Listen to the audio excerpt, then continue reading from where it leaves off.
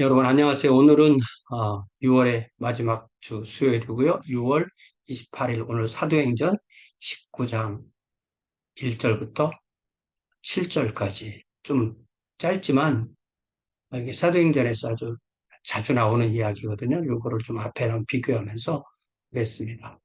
아볼로가 고린도에 있을 때 이제 2차 선교행 끝나면서 사도 바울과 브리스길라, 아굴라 또 디모데, 신라, 에베소를 거쳐서 다시 가이사랴로 해서 안디오로 돌아가게 되고요. 그때 에베소에 남아있던 브리스길라 아굴라 부부가 아볼로를 만나서 그 복음을 자세히 깨닫겠을 때 아볼로의 핵심 문제가 25절에 보니까 그가 일찍이 주의 도를 배워 열심으로 예수에 관한 것을 자세히 말하며 가르치나 요한의 세례만 알 뿐이다. 요한의 백티즘만 알 뿐이다. 요한의 침례만 알 뿐이다. 이렇게 얘기를 했죠. 그것과 이 오늘 내용이 연결이 됩니다. 그랬을 때 이제 아볼로는 고린도로 갔고, 예, 아가야 지방의 고린도로 갔고, 사도 바울은 다시 이 안디옥에서 이 내륙 지방을 거쳐서 터키 그 갈라디아를 거치고 내륙 지방을 거쳐서 에베소로 와서 이제 어떤 제자들을 이제 좀 누구에게 복음을 들었는지 모르는 이런 제자들을 만났다고 했어요. 아볼로가 고린도에 있을 때, 그렇게, 예, 에, 같은 시간대에 이렇게 다른 장소에 이루어진 일 이렇게 얘기하는 거죠. 있을 때, 바울이 윗지방을 다녀 에베소에 와서 어떤 제자를 만났다. 그러니까 이게 무슨 얘기냐면, 배를 타고 가면 빨리 갈 수 있어요. 그런데 이렇게 육로를 택하는 것은 본인이 세운 교회들을 이렇게 쭉 방문하면서 이렇게 여행을 하는 것으로 볼 수 있습니다. 이르되 너희가 믿을 때 성령을 받았느냐 이르되 아니라 우리는 성령이 계심도 듣지 못하노라. 바울이 이르되 그러면 너희가 무슨 침례를 받았느냐? 요한의 침례다. 이거잖아요. 그러니까 이 브리스길라 아굴라가 아볼로에게 가르쳐 준 것이 바로 요건 거예요. 이 문맥상 볼 때. 그렇다면은 어, 아볼로도 또 요 사람들도 그 사도들에게 복음을 들은 게 아니라 어떻게 듣다 봤는데 이게 아주 초기에 전파된 이야기를 들었을 수도 있고 아니면 오늘날처럼 성경이 있는 때가 아니니까 이렇게 전달되다가 이야기가 좀 전달이 안 됐던 그렇게 이해할 수가 있는 거죠. 그랬을 때 사절에 바울이 이르되 요한이 회개의 침례를 베풀며 백성에게 말하되 내 뒤에 오시는 이를 믿으라 하였으니 이는 곧 예수 하거늘. 이게 이제 복음서에서 사도 요한 그 침례 요한이 예수 그리스도를 이렇게 제시하는 그런 내용이잖아요. 네.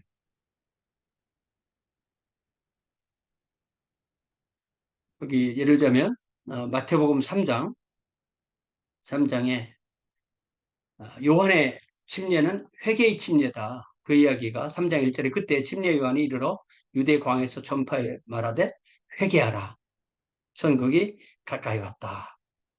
그랬을 때 그는 이사야가 이사야 40장에서 이야기하는 그 역할을 하는 사람이다. 이는 선지자 이사야를 통하여 말씀하신 자라 일렀을 때 광야에 외치는 자의 소리가 있어 이르되 너희는 주의 길을 예배하라. 준비하라. 그가 오실 길을 곧게 하라. 그러니까 이 요한이 바로 그 역할을 한 사람이라고 이제 마태가 복음서 이렇게 쓴 거죠. 이 요한은 낙타털 옷을 입고 허리에 가죽띠를 띠고 음식은 메뚜기와 석정이다. 이때 예루살렘 온 유대 요단강 사방에서 그에게 나와 자기들의 죄를 자복하고 요단강에서 침례를 받더니 회개의 침례죠. 요한이 많은 바리새인 사두개인들이 침례 베푸는 대로 오는 것을 보고 독사의 자식들아 누가 너희를 가르쳐 임박한 진노를 피하라 하더냐. 그러므로 회개에 합당한 열매를 맺으라. 또 회개죠. 속으로 아브라함이 우리 조상이라고 생각하지 말라. 혈통으로 구원받는 거 아니라는 거죠. 내가 너에게 이르노니 하나님이 능히 이 돌들로도 아브라함의 자손이 되게 하시리라. 이미 도끼가 나무 뿌리에 놓였으니 좋은 열매를 맺지 아니하는 나무마다 찍혀 불에 던져지리라. 나는 너희로 회개하기 위하여. 또다시 회개죠. 회개에서 3번 나옵니다. 물로 침례를 베풀거냐. 내 뒤에 오시는 이는 나보다 능력이 많으시니 나는 그의 신을 들기도 감당하지 못하겠노라. 예. 그러니까 차원이 다르다는 얘기죠. 그는 성령과 불로 너에게 침례를 베풀 것이다. 예. 그러니까 요한은 예수께서 오셔서 성령으로 침례 베풀도록 준비시키는 그 준비가 바로 회개다 이런 말인 거죠. 손에 키를 들고 자기의 타작마당을 정하게 하사 알곡은 모아 곡간에 들이고, 이 알곡이 바로 구원 받은 사람, 하나님의 백성, 첫째 부활에 참여한 자, 이 성령의 침례를 받은 사람, 이런 사람들이죠. 모아 곡간에 들이고 쭉정이는 꺼지지 않는 불에 태우시리다. 꺼지지 않는 불에 탄다 이렇게 되는 거죠. 그렇게 해서 이제 예수께서 오셔서 침례를 받고 예수님을 드러내는. 그랬을 때 이때 예수께서 갈릴리에서부터 요단강에 이르러 요한에게 침례를 받으려 하시니 요한이 말려 이르되 내가 당신에게 침례를 받아야 할 텐데 당신이 내게로 오십니까? 예수께서 대답해 이르시되 이제 허락하라 이와 같이 하여 모든 의를 이루는 것이 합당하니라. 이 모든 의가 뭐겠어요? 이 하나님께서 예수 그리스도의 복음을 통해서 세상을 구원해 하시려는 그 타작마당에서 알고 모으려는 그 모든 일을 시작하는 것이 바로 예수님의 이 침례로부터 공생애가 시작된다. 이렇게 말씀하신 거죠. 이에 요한이 허락하는지라 요한이 이제 자신의 역할을 알았다는 거죠. 그래서 내가 예수님을 침례를 드려서 예수님이 이 유대 공중 앞에 드러나게 하는 일이다 하는 거죠. 그래서 예수께서 침례를 받으시고 곧 물에서 올라오실새 하늘이 열리고 하나님의 성령이 비둘기같이 내려 자기 위에 임하심을 보시되 그러니까 성부는 성자를 보내셨죠. 성자는 구속의 사역을 하셨죠. 성령님은 성자의 사역이 마쳤을 때 세상에 오셔서 각 사람의 마음속에 예수께서 임하시도록 그렇게 하신 거잖아요. 삼위일체 하나님은 항상 이렇게 일하십니다. 하늘로부터 소리가 있어 말씀하시되 이는 내 사랑하는 아들이요 내 기뻐하는 자라. 그러니까 이 아볼로가 들었던 그 복음이나 그래서 브리스길라와 아굴라가 그들을 잘 가르쳤고요. 아볼로를 잘 가르쳤고요. 그리고 바울이 처음에 이 에베소에서 만났던 이 12명의 제자들 이 사람들도 역시 요한의 침례까지 말았지 예수 그리스도의 침례를 몰랐다는 것은 온전한 복음을 몰랐다는 얘기죠. 그렇기 때문에 우리가 이 사도행전 19장 1절부터 7절까지 말씀을 어쨌든 좀 더 봅시다. 사절에 바울이 이르되 요한이 회개의 침례를 베풀며 백성에 말하되 내 뒤에 오시는 이를 믿으라 하였으니 이는 곧 예수라 하거늘 그들이 듣고 주 예수의 이름으로 침례를 받고 나서 그 다음에 바울이 그들에게 안수함에 성령이 그들에게 임하심으로 방언하고 예언도 했다. 그들이 12사람쯤 되었다. 이것을 우리가 어떻게 이해해야 되냐면 첫 번째는 예수님을 구주와 주님으로 믿은 모든 사람은 성령을 이미 받았습니다. 그러니까 예수 믿고 몇 년 후에 성령 받기 위해서 다시 기도할 수는 없는 거죠.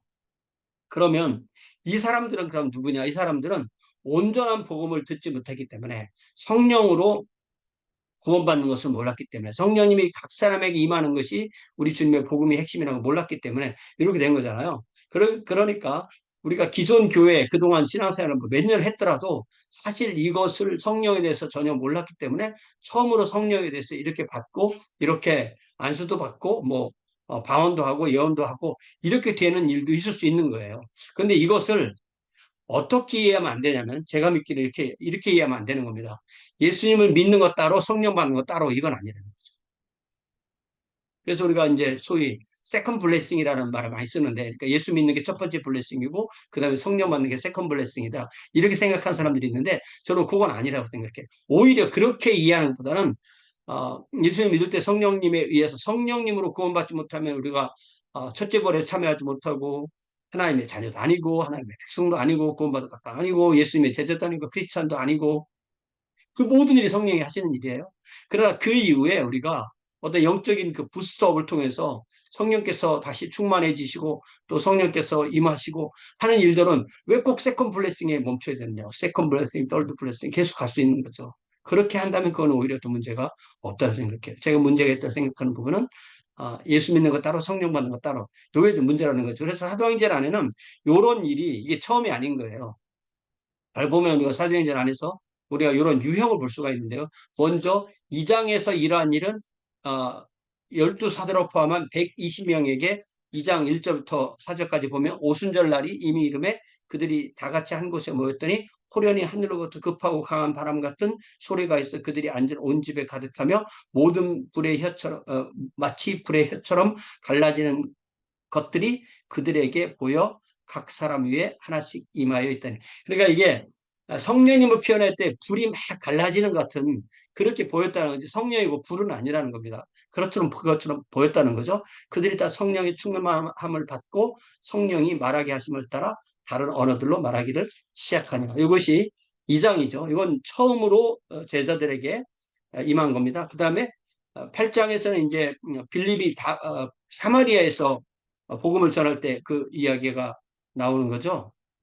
복음을 전하고 났을 때 많은 사람이 돌아왔을 때 예루살렘에 이제 사도들이 가게 됩니다. 14절에 예루살렘에 있는 사도들이 사마리아도 하나님의 말씀을 받았다함을 듣고 베드로와 요한을 보내매 그들이 내려가서 그들을 위하여 성령 받기를 기도하니 이는 아직 한 사람에게도 성령이 내리신 일이 없고 오직 주 예수 이름으로 백티즘만 침례만 받았을 뿐이라 이에 두 사도가 그들에게 안수함에 성령을 받는지라.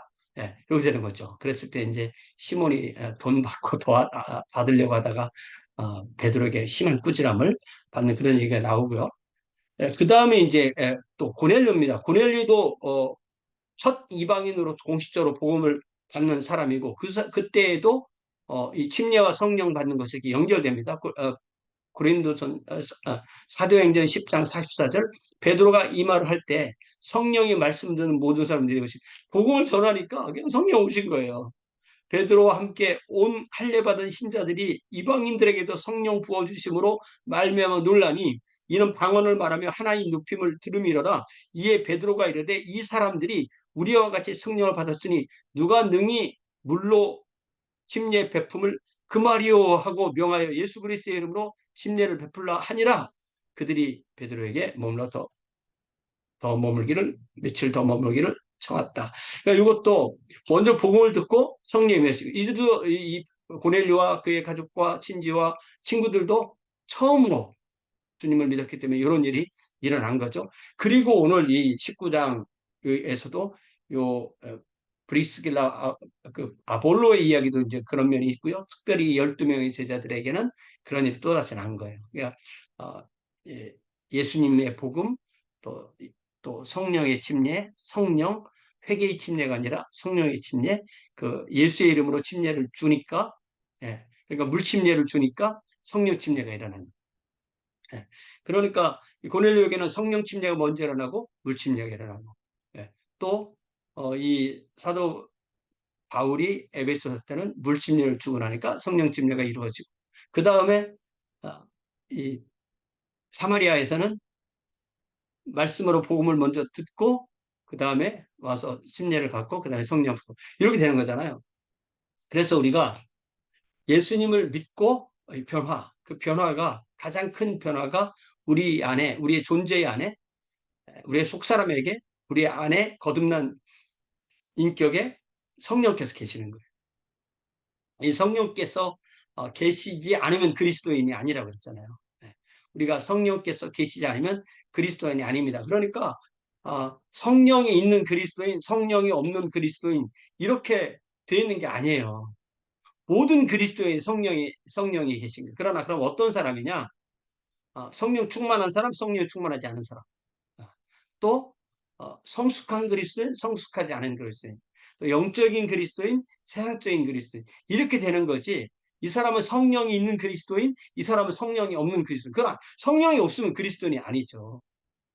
이걸 우리가 분명히 해야 돼요. 그래서 우리가 쉽게 이 사람에게 성령이 안 느껴진다. 이 교회는 성령이 안 계시다. 그런 말 굉장히 조심해야 돼요. 그러나 분명히 한 것은 예수님을 믿는 그 사람에게는 성령이 계십니다. 그러니까 누구든지 예수님을 구주와 주님으로 고백하면 그 사람이 바로 그 안에 성령이 계시는 사람인 거죠. 자, 먼저 중요한 말씀, 로마서 8장 9절에 만일 너희 속에 하나님이 거하시면 너희가 육신에 있지 아니하고 영에 있나니 누구든지 그리스도의 영이 없으면 그리스도의 사람이 아니다. 크리스찬, 예, 크리스찬, 진정한 그리스도인은 그 안에 성령이 계시다. 그러면 성령이 계시지 않은 그리스도는 가짜 그리스도인 거죠. 이름뿐인 그리스도인이죠. 명목상 그리스도인이죠. 남들이 그리스도라고 불러도 그 사람은 그리스도인이 아닌 거예요. 그래서 최소한 우리는 내가 그리스도인인 것은 내 안에 성령님이 계셔서 성령께서 나에게 예수님을 주님이라고 고백하게 했기 때문에 그리스도인이다. 이거 우리가 분명히 알아야 되고요. 또 우리가 많이 인용하는 구절이 고린도전서 12장이잖아요.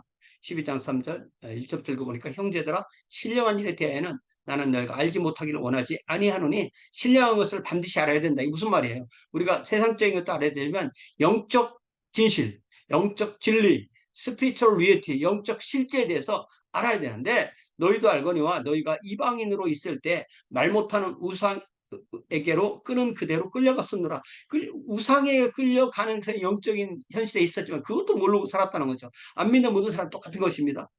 그러므로 내가 너에게 알리노니 하나님의 영으로 말하는 자는 누구든지 예수를 저주할 자라 하지 아니하고 어떤 상황에서도 예수를 저주할 자라고 말하지 않게 된다는 거죠. 또 성령으로 아니하고는 누구든지 예수를 주시라 할 수 없다.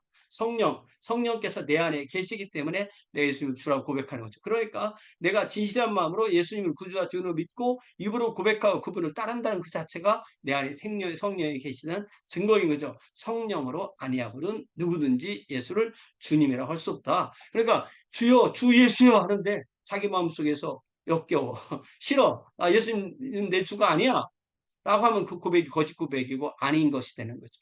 그렇기 때문에 바로 우리가 삼위일체 하나님이 함께 일하시고 같이 일하셔서 우리가 하나님의 자녀가 되었기 때문에 예수님을 구주와 주님을 따르고 하나님을 아버지라고 부르고 성령께서 내 안에 계신 역사가 드러나게 되는 것입니다. 우리가 이런 은혜에 함께 하고 있는 것 주님 앞에 다시 한번 감사드립니다. 사랑의 아버지 하나님, 오늘 우리가 이 고린도 사도행전 19장에 또 바울이 에베소에서 12명의 제자들을 만나서 요한의 침례와 예수 그리스도의 침례, 또 성령의 침례를 분명하게 가르침으로 그들이 예수 그리스도의 이름으로 침례를 받고 또 성령을 받고 그래야 해서 온전한 그리스도인이 되는 것을 분명히 알았습니다.